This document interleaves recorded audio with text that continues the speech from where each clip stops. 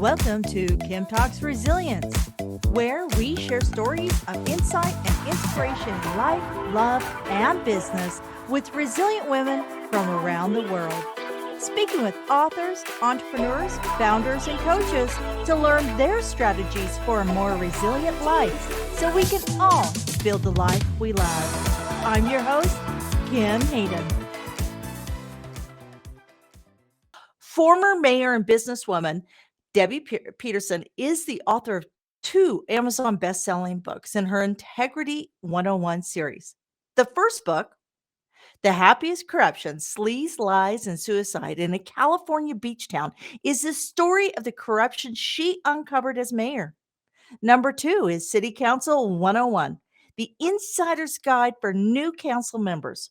Her mission is to equip everyday people to be we the people in our government of the people, by the people, and for the people. So this is going to be an awesome. I'm super excited because I think you're the first former mayor I've had on the show. Oh, that's great. Well, I'm glad to be the first. I was also the first directly elected female mayor of my town. So you're in good company. That's awesome. Well, we have lots in common. I've never done the political side. I've had lots of political conversations, but I've never been in politics. But we have similar kind of work histories and such, and I think similar missions in just trying to leave the world a little bit better of a place. What I like to do here is I like to start with the big question, and everybody goes, ah. The big question is, who is Debbie? Can you share? I'm going to say that I am an entrepreneur because I've done a whole lot of things and I've never competed with anyone but myself. And I guess that must be a pretty high bar because I've done fairly well with that. I moved to Great Britain when I was, oh golly, how old was I? I was about 21. I had my degree in communication and I wanted to live abroad. And I'd done lots of volunteer work with the Church of Scotland. And so moved to the UK thinking I'd work for a couple of years, ended up starting a business and became the Young Scottish Personality of the Year and a little bit of a celebrity. And I then decided after about 13 years, sold the business, got married, moved back to California where I'm from. And we had a son, and that's why I moved back. I wanted to educate him in a different kind of atmosphere than he might have had in Britain, either really bad public schools or, in my opinion, awful private schools. But forgive me for that one, any of you who are listening in the UK, and unless, of course, you agree with me. And while I was here, I became a real estate broker, worked as a team with my mom. And she had helped me with my business in Great Britain, too. She's an auditor by trade. And then after a few years, my neighbors were saying, well, Debbie, you've got the redevelopment piece. You worked with setting up, launching companies in Great Britain with new entrepreneurs for the UK government. You've got the PR bit and you're in a small town and we need all of that. Why don't you run for office? So my son was still young. So I instead asked if I could be appointed to the Planning Commission, did that for 4 years, chaired that, and then became a council member and then was elected as mayor and went back to the council after that for a few years. So that's it in a nutshell. Now I'm authoring. Now I'm writing. That was what I really wanted to do for my last career. Your last career. You know what? I think we're about the same age. So my guess is this is not the last. You probably will do this, and then you'll have one more after this. I don't feel that you're going to slow down yet, though. Yeah, it presents itself. What's funny is I think you and I we drew the same kind of trajectory card because you went to Scotland and became an American in Scotland as the Scottish Personality of the Year. That's hilarious. Because here in Canada, I have worked the red carpets. I got selected for a TV show for people in Calgary to be the Calgarian. And got both the Queen's Diamond Jubilee Award for congratulations, and the Alberta Centennial Award when it turned out in 2005. And I'm just this kid from Kansas, so I think sometimes it's really funny that you say a kid from Kansas, and of course, all you have to do is drive really far north, and you get to Calgary from Kansas. But I grew up in Kansas, well, Where until I about? was 9. From my Where family were about? from Kansas City, Missouri, and Kansas City, Kansas, and all over small towns in Kansas. Oh, I'm from Wichita. You see, there's Debbie. I'm thinking that maybe like there's somehow, yeah. We were But supposed to meet. absolutely, we're supposed to meet. Okay, so you got elected to the planning committee. You've got all this experience. You've worked in government, which I commend because I probably would not do well in government. I, I when I have an opinion on something, everybody knows it. And that's not really the way governments work. See, most people they kind of hold their cards a little bit closer to the chest. Let's go into where you're at today because I really want to talk to the women over 40. We are going through this incredible shift. You know, the pandemic was hard, folks, but my Mhm. gosh, it has brought so many good things with it. It forced a lot of us to learn certain pieces of technology that now we use fluently. And it has shifted the world, I believe, from the industrial age where we were so Mhm. that brawn versus brain into I believe we're moving more into almost like a renaissance age because AI can do all of our other work. Just ask Chat GPT. But the reality is it can't do the creative space. It can't do the mentorship, the sponsorship, the leadership.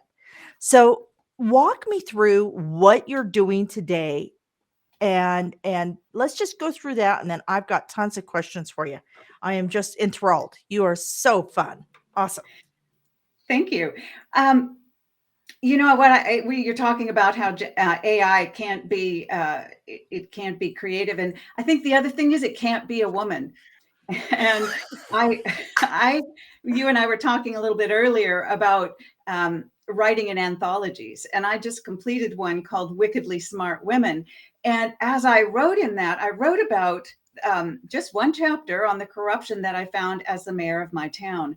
And I remember saying to the woman who was curating it, "Well, we're supposed to be listening to intuition." Uh, what was it? Taking action and transforming the world. And I said, well, I'm not sure that people are interested in my message, transforming the world. She said, hold on a minute. Don't you want more women in office? And I said, yes. And she said, wouldn't that change the world? And she's absolutely right. Sometimes people, as you know, because you do a lot of consulting, sometimes people from the outside can see what it is you're offering when you yourself don't even value it enough. And so what I have done is I've written about my experience as a mayor, and I uncovered really an unbelievable amount of corruption. I live in an idyllic part of California. I call it Kansas at the beach, actually, because it's a small, friendly, unpretentious little town where people are very straightforward and pleasant and don't think too highly of themselves. And people just love it here, but it's pretty much undiscovered. We're on Highway 1, right between LA and San Francisco. So we're kind of inaccessible, believe it or not. There aren't really good main roads that come straight here, and we're too far from anywhere for anyone to pay attention. And so the corruption has just been unbelievable. And part of it is because nobody knows about us. Nobody wants to pay any attention from any distance. And part of it is because we're so busy just loving paradise that we're not paying attention. Or we're so busy trying to make a living in paradise because the cost of living is so high that we can't pay attention. So what I discovered as I was writing that one chapter was that it was men and women equally who were coming to me and talking to me about the corruption and working with me to expose it and take it down.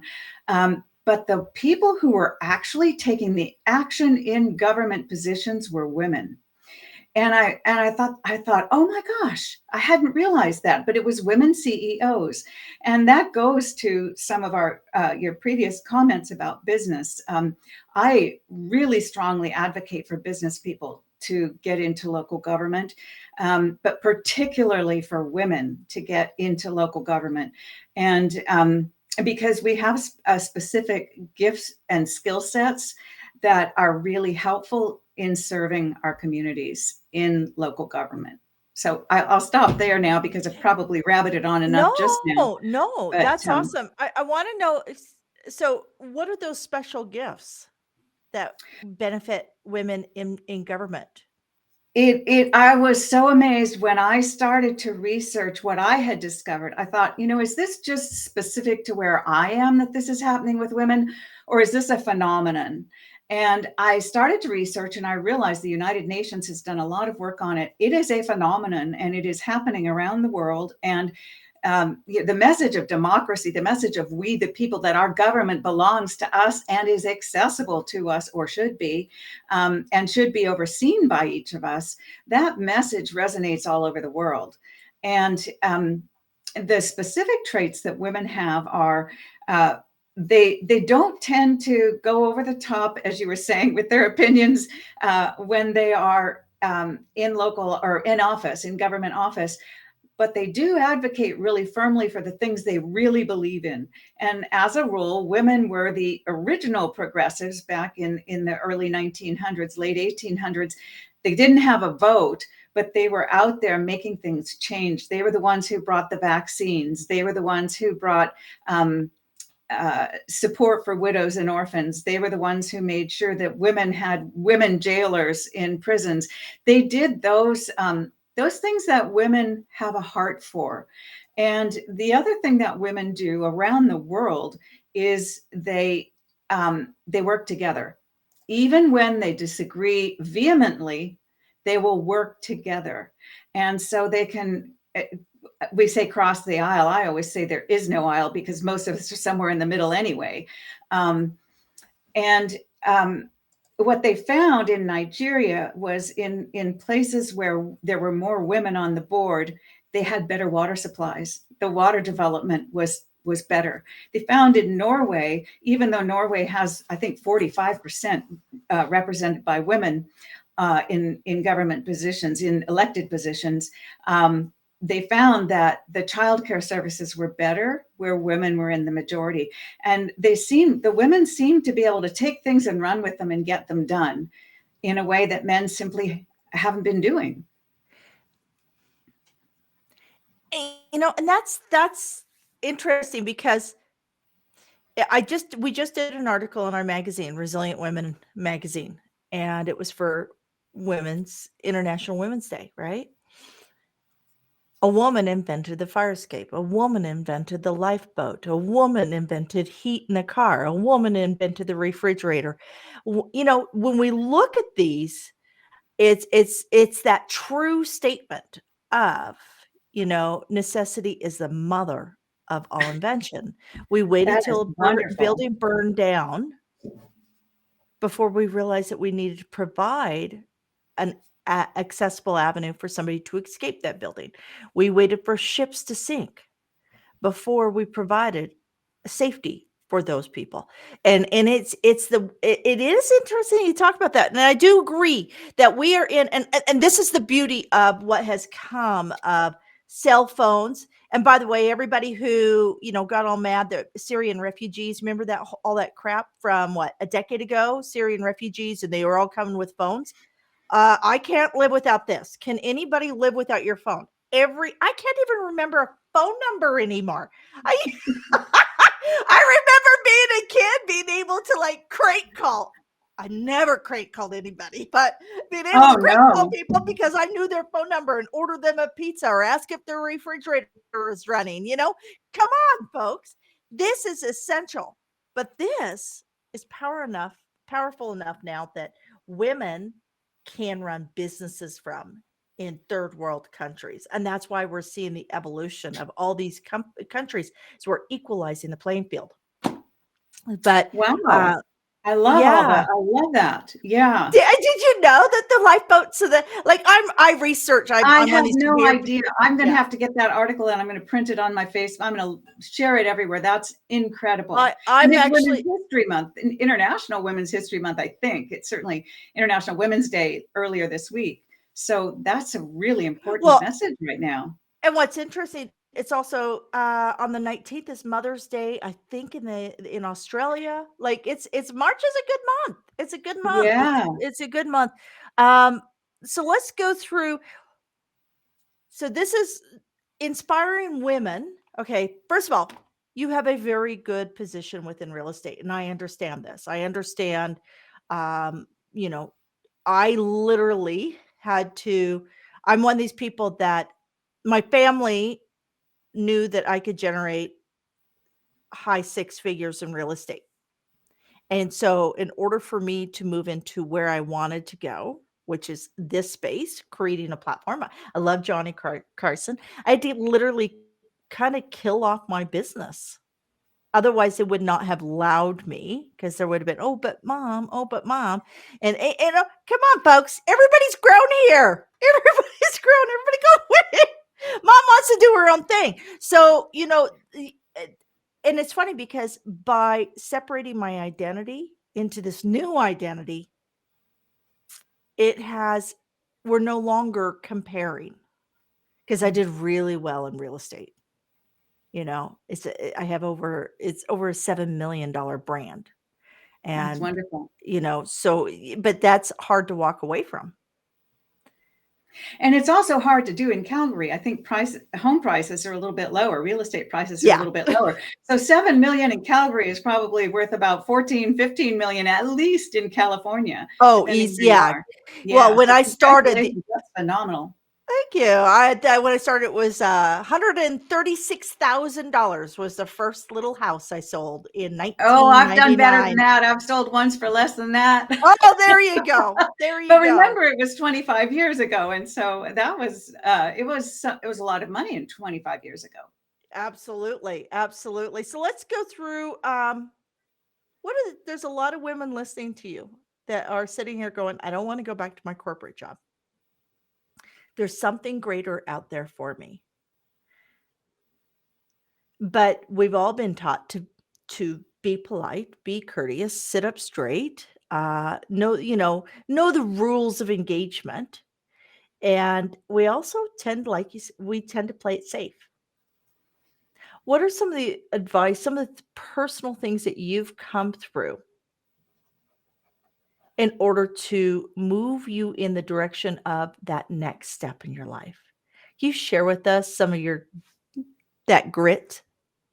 Yeah, rules of engagement, such a great term, because I think one of the reasons that women succeed is because we don't know the rules of engagement. We've never been members of the good old boys club. And so we just do our thing. And it comes back to competition as well. We don't compete with everybody else because, well, we can't as women. We just have to do the best we can. And it's usually a lot better than some of our other gender counterparts. and Oh, these poor guys. I I feel bad know. for them, but you know what? They've had the world for the last few hundred years. I think it's time. And I actually it's when I started doing my podcast. I have a podcast called Corruption Chronicles where I have people come on and talk about the corruption they found and how they fixed it. I like to always have a solution to the problem. And so I guess that would be number one, have a solution to the problem. For me, now that I'm writing, and I haven't even said anything about what I've written except about, well, you mentioned it, but that's something I wanted to do starting in college. I loved to write. I knew that in high school. I started in journalism in college. Then I switched my major to radio TV, but I hated having to stick jacks and things everywhere. It was all about, cords and jacks and electronic stuff. And that totally bored me. And so then I moved into public relations and ended up with a degree in communication. My subject was public relations, but I had a little bit of everything by then. So the reason I did not go into journalism, even though my first love really was writing, and you get to do as much of that as you want to in PR, but the reason I didn't do it is because I was afraid I wouldn't be able to produce consistently. And that's very intriguing to me looking back at that, because I was winning state awards in high school as the editor of my high school newspaper. And you had to be able to, they'd give you a subject, some information, you'd have to write a news article then and there. And I was number one. Well, actually, my co-editor and I both kept being number one in that thing. And I look at that and I say, why was I afraid I couldn't produce? And I don't know. I still don't have the answer, and I don't really care that much about it now. I don't think it's terribly significant. But what's significant is that's what I really always wanted to do. And it's not that I didn't do other things I wanted to do. As you said, things show up. I found things that I didn't know I wanted to do. I hated business in college. I thought it was so boring, and accounting, everyone said, was so difficult, and computers, they were up all night on these horrible mainframe things. And I was so not interested in business. I thought business sounded like the most boring thing in the world. And I'll say the same thing about politics. I still hate politics. I don't do office politics very well. I don't do any kind of politics very well because I want to get things done. And I can't be bothered with all the rest of the nonsense that goes along with it. Let's just do the job, okay? Yep. So I've got a real production line orientation. But and so I guess what advice streams from that? Well, one thing is, I didn't completely answer one of your questions previously, and one thing is to keep the doors open. You know, keep an open mind, keep learning new things, and you'll probably find that you had all kinds of biases that really didn't steer you in a way that you might have wanted to go. So try to keep an open mind and keep the bias out of it. Or at least be cognizant of the bias and explore it. And the other thing I didn't respond to earlier was why should maybe business women go into politics? And the reason is because when you're sitting in a government position, everybody expects you to manage their money.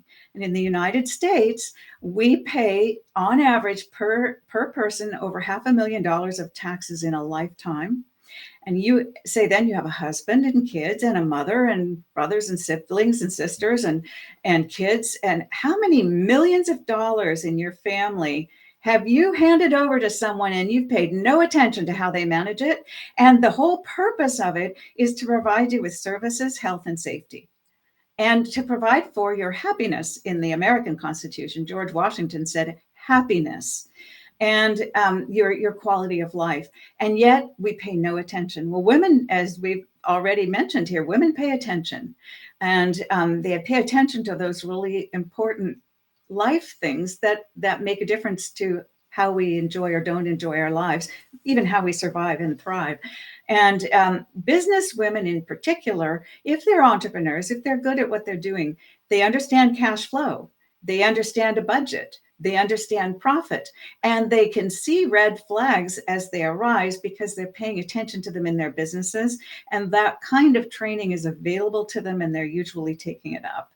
And I think especially as women, because it's harder for us, we have to learn those things. And so if you then transfer that to being an elected representative, you can so much better represent people if you are able to spot the red flags and ask the right questions and make sure that the red flags are taken care of. Very well said. Before we jump to talking about your books, I do want you to share, if you're open to it, a moment of resiliency that if you hadn't have dug deep, we wouldn't be having this conversation. The one that comes to mind was really probably in the United States, not our most recent, I would say it's before COVID was 2008 when everything crashed. In May 2007, all of a sudden, I noticed that we couldn't get real estate loans anymore. It was, I think, May 25th. I remember the day because it was so bizarre. All of a sudden, nobody could get a loan anymore, and we couldn't figure out why can't people buy houses, and that was a really difficult time. I was single at the time. My former husband was in the real estate business. I was in the real estate business. And all of a sudden, I think most realtors went to about 25% of their normal income. I didn't drop as low as that, but certainly I believe it's probably about 50%. And so when you go, that's a big change. And And so I would say that was my moment of resilience. And I was determined, absolutely determined, that I was not going to lose my investment property. I didn't know how I was going to do it, but I was going to make sure, come hell or high water, I was going to hang on to it, because I knew that my investment property would be a lifeline in the future. And it has turned out to be. And so that is one thing I would encourage people to do, is invest in real estate. I've always invested in real estate. I don't like the stock market any more than I like politics, because it's so emotion driven, and it goes up, it goes down, and of course current events influence it, like when banks in Silicon Valley go bust. But it is on an ordinary day just so incredibly driven by the news. And honestly, I think it's driven by men's emotions, because they don't acknowledge them or realize they're there, and so they just act on them more than women, because we know what's there most of the time. And so I've sent myself down a rabbit hole here, and I can't remember what your question was, but one of the things I would do is encourage women to invest in real estate and then hang on to it come hell or high water. And Hell or high water was my point of resilience. Yeah, and you had a tangible that you really like. I get it. We didn't get nearly impacted by the '08 crash here Mm-hmm. in Canada, just because we have a different banking system. But it's there. I mean, that definitely, it was pretty darn scary when it was like pre-COVID kind of quiet for those that were Mm-hmm. in the real estate world, because it was like all of a sudden everything just the day the earth stood still kind of thing. Yeah. Um, let's talk about your books. You have how many books in total you have been published now? 4. 4. And I've Okay. written 5. One of them I wrote for the Scottish Development Agency. They asked me to write a book in their series of great Scots women in business. And so I interviewed some of the top female entrepreneurs in Scotland. It was a blast. I loved doing it. And let me tell you, the most controversial thing anybody said, and this would have been about 30 years ago, it was appalling, absolutely appalling. She said that she knew she was successful. She knew she could put her head above the parapet when she had 30,000 pounds in the bank. And they would not publish the book because it was so controversial for a woman to talk about how difficult it was to be a woman in business. And I said, well, fine, don't publish it, but you need to pay me because I wrote it and you commissioned me to write it. And they paid me. They probably paid me off. But that was the controversy 25 or 30 years ago, I guess about 30 years ago in Great Britain. And so that book never was published. I keep thinking maybe I'll go back to it. Then at a very young age, when I owned my cookie company in Scotland and London, I wrote the California Cake and Cookie Cookbook. And looking back now, it sold much better than I realized. I think we sold 3,000 copies, but Britain's not that huge, not as huge a country as the United States or Canada. And it sold in Harrods and Fortnum and Mason and Barnes and Noble and Border Books, and it did quite well. So I did my California Cake and Cookie Cookbook, which was a lot of fun, and taste testing was the best part. And then didn't write another book, and had planned to, once my son went off to college, had planned to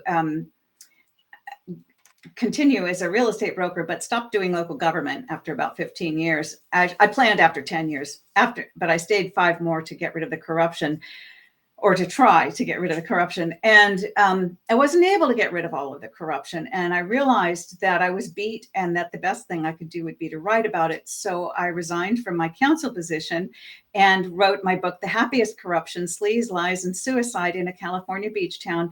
It is a true story of the corruption I found and how people fixed it, and what we couldn't fix, and what the FBI are still investigating.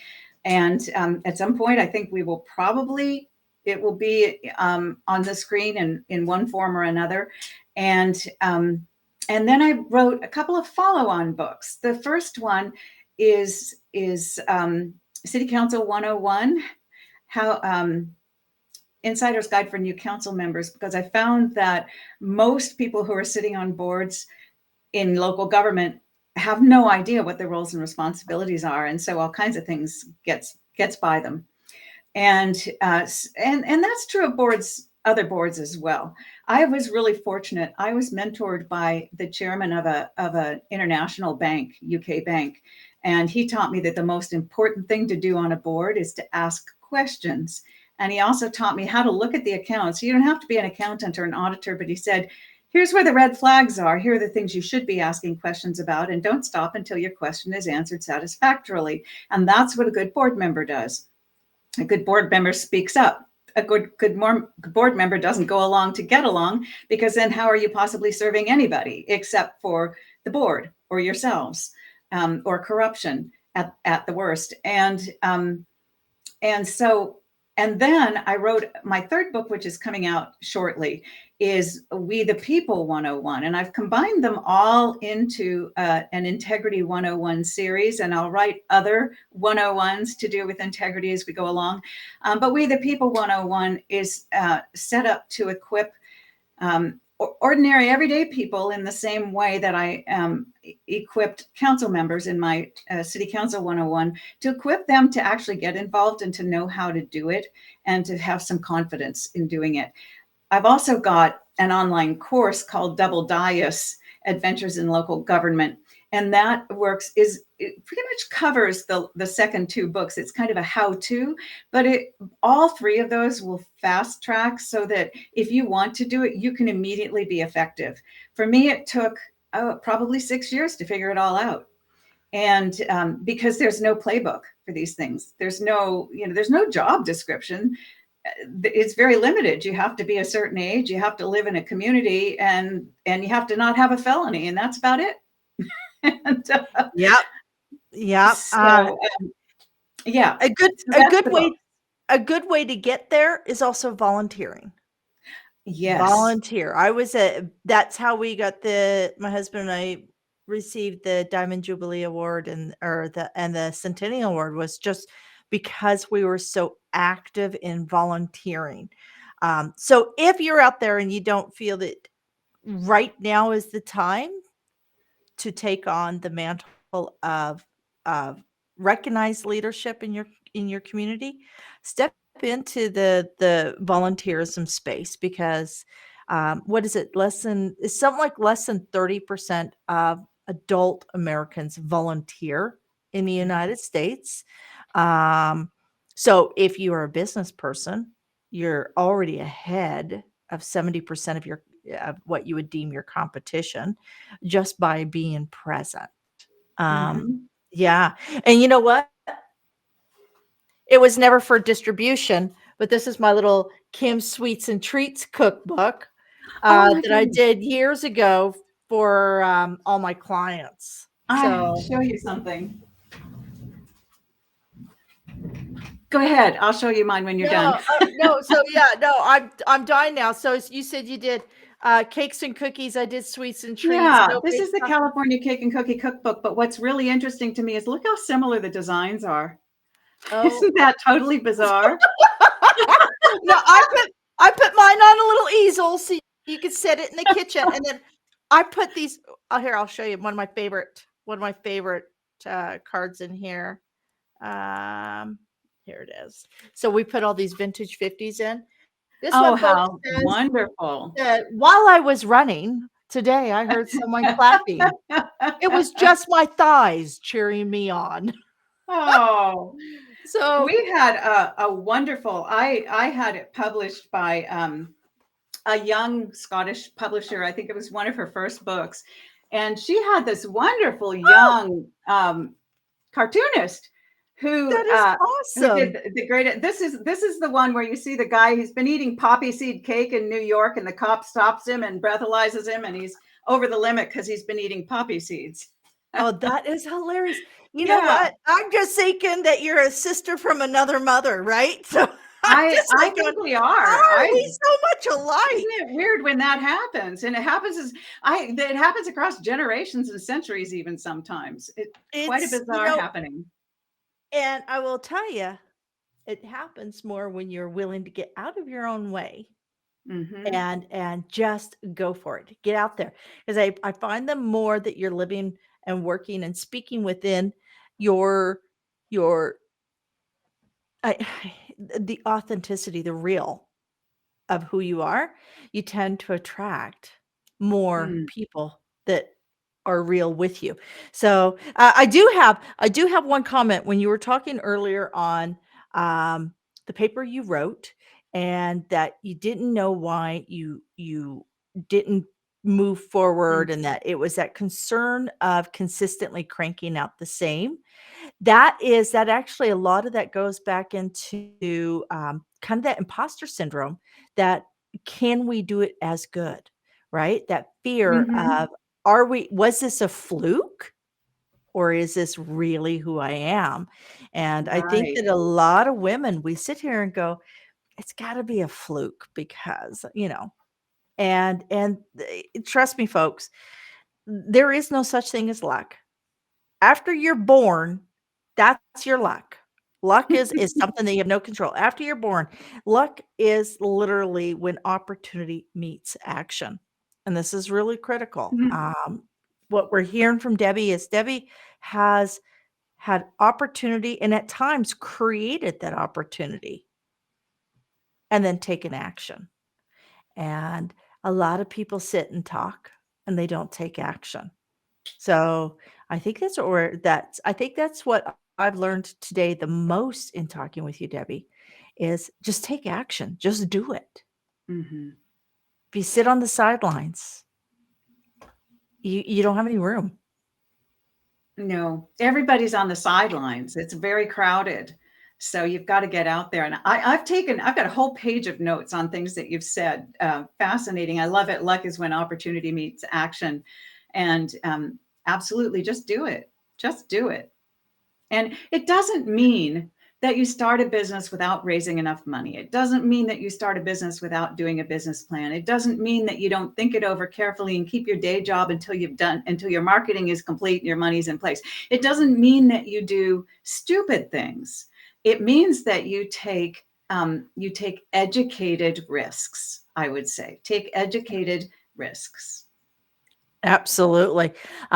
You know, and look realistically at, where you're at. Can you do with a little less in order to gain a lot more? Hmm. So that's the big one. Sometimes that, transition can be a wee bit uncomfortable. But you know what? Like we all told our kids when they were growing up, they come and say, "Oh, this hurts or that aches." It's like those are growing pains. Nothing comes easy. Nothing comes easy. Those are just growing pains. You'll be okay. It's not going to kill you. So, Debbie, can you share with us all of your socials, where we can find you, how we can follow you, or stalk you, or Please, yeah, stalk me, stalk me. Yeah, please do follow me. One of the things we were talking about writing and being international bestsellers, and one of the things about that is if you care about someone or you care about the message, the most important thing you can do is to like it, to follow it, to comment, to share it. Because, for instance, in stopping corruption, the single most important thing that individuals can do, and it's the easiest thing of all, is make both people and perpetrators aware of the consequences. And that's so simple. You just hit like on social media. You just hit follow. You just and people become aware, and that in itself can change the world, as we know now. And but it can change bad things like corruption too. So I am at debbiepeterson.com, DEBBIE Peter. Well, you can see it on the screen here, PETERSON.com. You can link to everything there. You can see the podcast, Corruption Chronicles. You can link to Amazon to find the books. You can buy the online course. I've got it on sale right now. It's $97. Normally they sell for about $397, but I want it to be accessible. It's not about making money. It's about making the world a better place. So um, all of those things there. If you want to buy the book, Amazon, you probably can get it in your local bookstore as well. Down here in California, if you go to the library and you ask for it, they'll buy it on Amazon, ship it to you, and then you return it to the library when you're done. So there are a lot of easy ways to get it. I want to point out that you're a pro no matter where you show up, aren't you? Because you showed Mhm. up prepared at this podcast. You knew where you wanted to go. And I love the fact that you had everything ready and to share. I have to tell you, because this is the number one thing I talk to people about is being prepared, because that's literally half the battle. I just think that there's so much that we could learn from you, Debbie. I really appreciate your time. Um, will you share a quote that inspires you, something to close out the show with a bit of positivity? What's your quote that inspires you? You know, my mantra is something I have to tell myself all the time, and that is to be still and know that I am God. Because as you can imagine, with from what I've been telling you, being still isn't something I do enough of, and it's something that I need to do, because that's part of what sparks the creativity and the openness to the universe and what is coming your way and how to interpret it. So for me, I would say, even though I'm telling you to just do it, that was my first thing. For me, it's be still and know that I am God. You know what? On that note, folks, that is awesome. Being still and taking time. My best work happens when I'm asleep. And I wake up at 3 o'clock in the morning and I write all those notes down, because I've allowed my brain to rest. I've processed everything I've learned the day before. I'm at rest. So I love that. You know what? And however you can get it, folks, be it meditation or sleep in the middle of the night, however you can get it. So, or yoga or works too. yoga, walking, anything you can do. Just don't walk in the multiple feet of snow that they have down in Debbie's region. Or water. Or water. Yes. You need a boat many days. Boat or skis right now in California, one or the other. All righty, folks. Until next time, be good to yourself. You deserve it. You do deserve it. Thank you for joining us here today at Kim Talks Resilience. I'm your host, Kim Hayden, and I'd love to invite you to our resilient community at resilientgift.com. That's resilientgift.com, and we'll send you our magazine and tickets for upcoming events and all sorts of cool things we do here. So be sure to keep watching, and you know what? Don't forget to like, subscribe, comment, and share, because we all know that sharing is caring.